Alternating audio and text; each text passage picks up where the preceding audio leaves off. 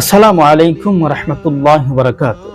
সুপ্রিয় দর্শক এবং বিশ্বের সমস্ত মুসলমান ভাই বোনদেরকে জানাই অসংখ্য মোবারকবাদ, প্রীতি এবং ঈদুল আজহার শুভেচ্ছা। আশা করি আপনারা ভালো আছেন, সুস্থ আছেন। আমিও আপনাদের দোয়ার বরকতে ভালো আছি, সুস্থ আছি। আল্লাহ পাক আমাদের সবাইকে সুস্থ রাখুন, আমরা সবাই বলি আমিন।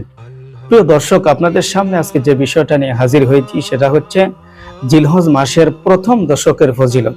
আল্লাহর হাবিব প্রথম দশকের ফজিলতের কথা বিশেষ করে বর্ণনা করতে গিয়ে বলেছেন, সাইয়্যিদুশ শুহুরি শাহরু রমাদান ওয়া আ'যামুহা কুরমাহু যিল হিজ্জাতি।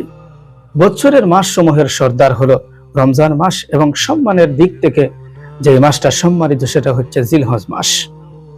এই পবিত্র মাসটির মধ্যে আরো 3টি মর্তবাশীল দিন রয়েছে। এর মধ্যে প্রথম নাম্বার দিন হচ্ছে ইয়াউমে তারবিয়া, অর্থাৎ হযরত ইসমাঈল আলাইহিস সালামকে কোরবানি করার জন্য আল্লাহর পক্ষ থেকে হযরতে ইব্রাহিম আলাইহিস সালাতু ওয়াস সালামকে নির্দেশ। 2 নাম্বার হচ্ছে ইয়াউমে নহর, অর্থাৎ কুরবানির দিন। তৃতীয় নাম্বার দিন হচ্ছে ইয়াউমে আরাফা, অর্থাৎ হজ আদায়ের দিন। এই হাদিসে আল্লাহর হাবিব আরো বলেছেন, যেই ব্যক্তি জিলহজ মাসের প্রথম দিন রোজা রাখবে, আল্লাহর হাবিব বলেছেন ওই ব্যক্তি যেন 1 ঘন্টাও বিনা বিশ্রামে 2000 বছর আল্লাহর রাস্তায় জিহাদ করলো। সুবহানাল্লাহ। এবং যে ব্যক্তি দ্বিতীয় দিন রোজা রাখবে, আল্লাহর হাবিব বলেছেন 100 গোলামকে আজাদ করার যে সবটুকুন হয় সেই সবটুকুন তার আমল নামায় দেওয়া হবে।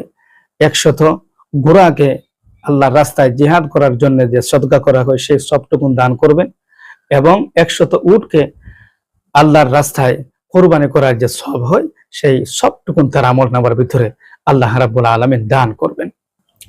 যেই ব্যক্তি তৃতীয় দিন রোজা রাখবে, ওই ব্যক্তি যেন হযরতে ইসমাঈল আলাইহিস সালামের বংশের 3000 গোলামকে আজাদ করলো। সুবহানাল্লাহ।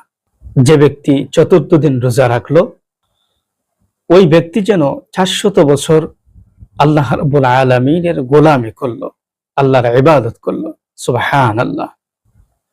যেই ব্যক্তি পঞ্চম দিন রোজা রাখলো, সে যেন 5000 বস্ত্রহীন ব্যক্তিদেরকে বস্ত্র দান করলো। সুবহানাল্লাহ। যেই ব্যক্তি ষষ্ঠ দিন রোজা রাখলো, আল্লাহর হাবিব বলেছেন সে যেন 6000 শহীদের সওয়াব পাইল। যেই ব্যক্তি সপ্তম দিন রোজা রাখলো, আল্লাহর হাবিব হুজুর পুন্নু সাল্লাল্লাহু আলাইহি ওয়াসাল্লাম বলেছেন তার জন্য দুজখের 7টি দরজা হারাম হয়ে গেল। আর যে ব্যক্তি অষ্টম দিন রোজা রাখলো, ওই ব্যক্তির জন্য আল্লাহ রাব্বুল আলামিনের 8টি জান্নাতের দরজা খোলা হয়ে গেল। সুবহান।